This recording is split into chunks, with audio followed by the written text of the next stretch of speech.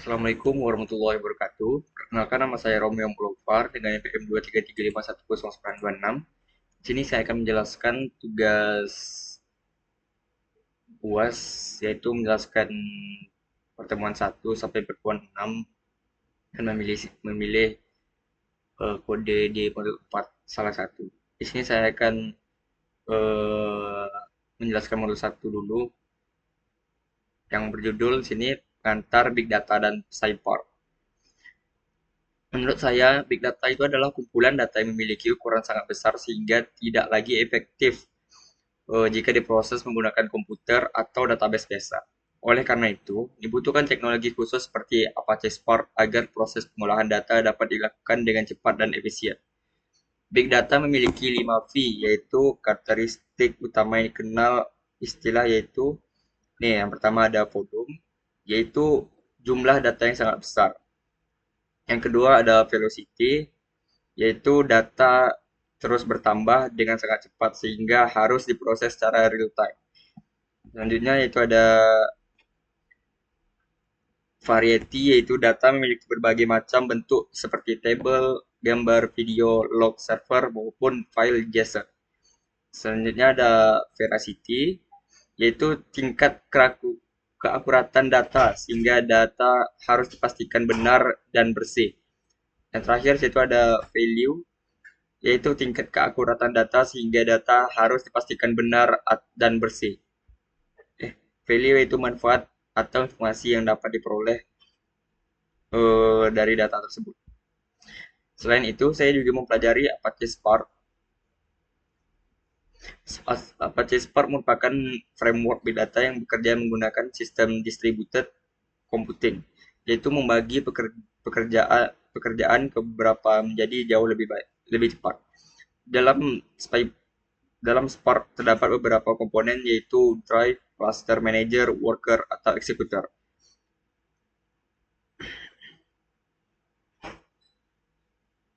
Driver bertugas mengendalikan program, cluster manager mengatur pembagian sumber daya, sedangkan worker adalah eksekutor menjalan proses pengolahan data.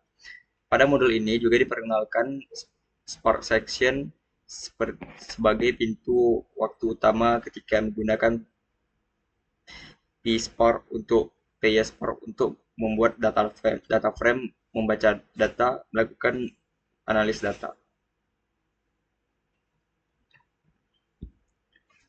Ini contoh-contohnya. Section, Spark Section, Cluster Manager tadi. Oke, selanjutnya saya akan menjelaskan modul 2 tentang Hadoop Distributed File System atau HDFS. Pada modul kedua, saya mempelajari HDFS atau Hadoop Distributed File System. HDFS merupakan sistem penyimpanan data yang dirancang khusus untuk menyimpan data dalam jumlah sangat besar. Berbeda dengan hard disk biasa, HDFS membagi file menjadi beberapa blok, kemudian blok tersebut disimpan pada beberapa komputer yang berbeda. Dengan cara tersebut, data akan lebih aman ketika apabila salah satu komputer mengalami kerusakan, data masih dapat diambil dari komputer lainnya. Pada praktikum ini, saya juga mempelajari proses konfigurasi Hadoop mulai dari mengatur Java Home, menginstal Hadoop, mengatur file, konfigurasi core site XML dan HDFS site XML, melakukan format name node, hingga menjalankan layanan HDFS menggunakan perintah start DFS CMD. Setelah berhasil menjalankan HDFS, dapat diakses melalui browser untuk memastikan sistem telah berjalan dengan baik. Ini Hadoop extract. Menurut saya, HDFS merupakan fondasi utama dalam big data karena fungsi berbagai tempat penyimpanan data sebelum data diproses menggunakan Cypher. Tapi saya kemarin gagal uh, ngunduh Hadoop. Banyak juga kemarin kawan kelas yang gagal. Nih, Corsair XML, HDFS. Ini yang saya maksud tadi. Oke, selanjutnya saya akan membaca modul 3 yaitu tentang programming Hadoop with Spark Data Wrangling. Pada modul ketiga, data wrangling adalah proses membersihkan dan menyiapkan data mentah eh, agar siap digunakan untuk proses analisis. Dalam dunia nyata, data seringkali tidak rapi. Ada data yang kosong, format gagal yang berbeda, penulisan huruf yang tidak konsisten, bahkan terdapat informasi yang tidak lengkap. Oleh karena itu, sebelum melakukan analisis, data harus dibersihkan terlebih dahulu. Pada modul ini saya mempelajari beberapa teknik seperti standarisasi, standarisasi menggunakan fungsi upper, mengisi data kosong menggunakan when dan final, mengubah berbagai format tanggal menjadi satu format standar menggunakan to time time. Nih, mengambil informasi tertentu dari sebuah teks menggunakan regular expression atau regex. Membuat kolom baru berdasarkan aturan bisnis menggunakan with column. Mana with column? Regex.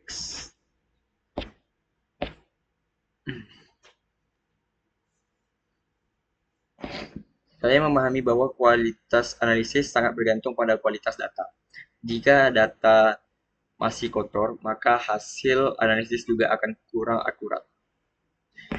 Selanjutnya saya akan menjelaskan di modul 4 tentang Spark SQL.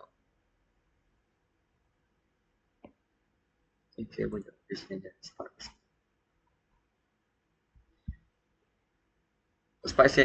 Spark SQL mungkin kita memungkinkan kita mengolah data menggunakan sintaks SQL seperti pada database relasional, seperti data digunakan pada data yang berukuran yang sangat besar.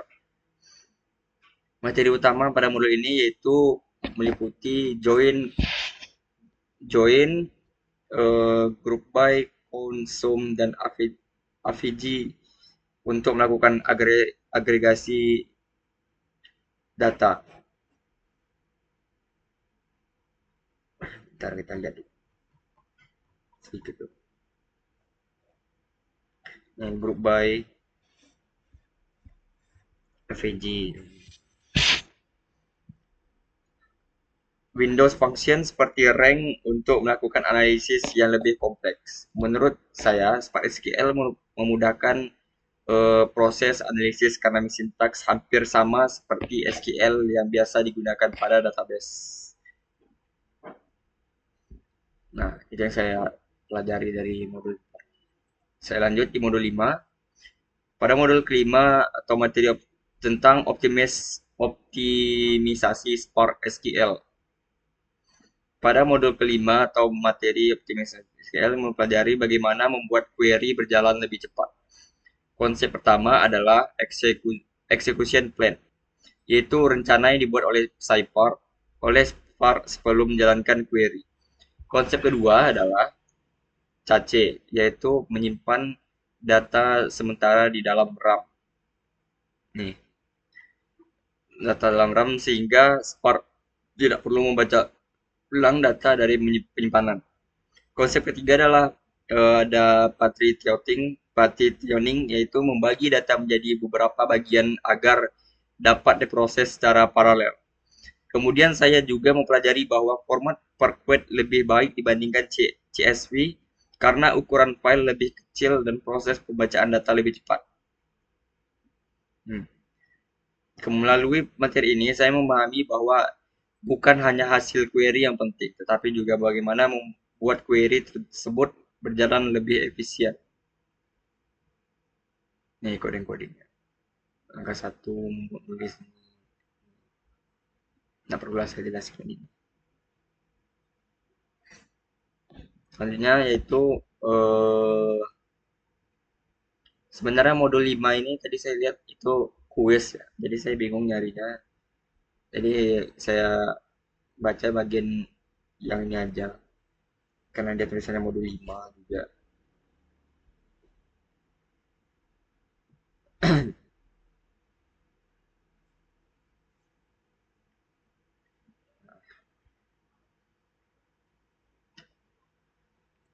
Saya tembak dulu.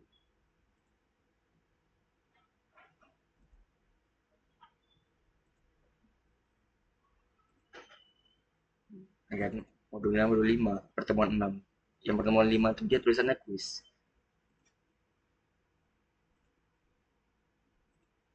Kuis. Jadi saya mungkin membaca ini juga ya untuk ya modul 6 jelasin ya. Hubungan seluruh materinya mungkin ya saya gitu ya baca. Setelah mempelajari seluruh modul, saya memahami bahwa setiap modul saling berkaitan satu sama lain. Pertama kita memahami konsep big data yang pertama. Kemudian data disimpan menggunakan HDFS. Setelah data disimpan, data dibersihkan menggunakan data wrangling. Selanjutnya data dianalisis menggunakan Spark SQL. Terakhir proses analisis tersebut dioptimalkan agar dapat berjalan lebih cepat menggunakan teknik optimasi Spark. Dengan urutan tersebut, proses pengolahan big data menjadi lebih terstruktur mulai dari penyimpanan data hingga menghasilkan informasi yang berguna. Ntar kita lihat berapa menit. Nah, untuk yang milih di modul 4 tadi ya, implementasi modul 4, saya memilih yang ini.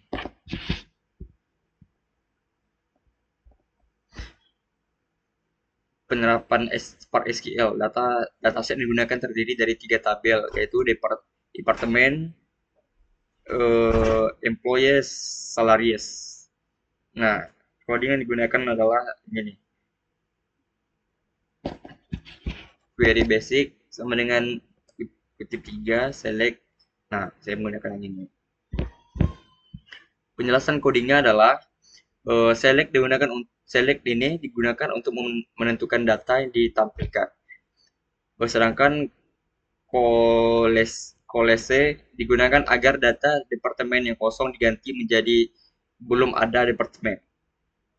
Left join yang ini menghubungkan data tabel pegawai dengan tabel departemen. Nah, yang join ini berguna menghubungkan data tabel pegawai dengan tabel yang berdasarkan IMP-ID ini. Nah, sedangkan where